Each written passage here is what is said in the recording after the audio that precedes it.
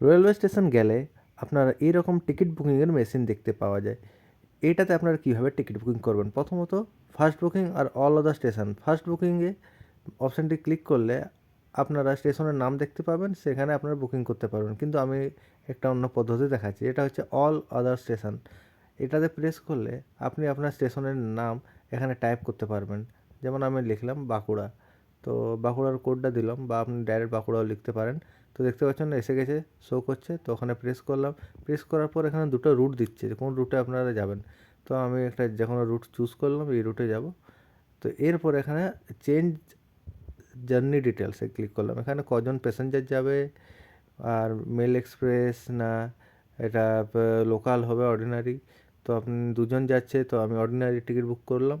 তো দেখতে পাচ্ছি ভাড়া দেখাচ্ছে 50 টাকা, কারণ এটা হাওড়া থেকে যাচ্ছে। তো তো এখানে ইউপিআইয়ের অপশান আছে, ইউপিআই স্ক্যানার দিয়ে দেবে। এখানে আপনি মোবাইল থেকে এই কোডটি স্ক্যান করবেন, আর পেমেন্ট ডান হয়ে যাওয়ার পরই আপনার টিকিট এখান থেকে কালেক্ট করে নেবেন। খুব সহজ।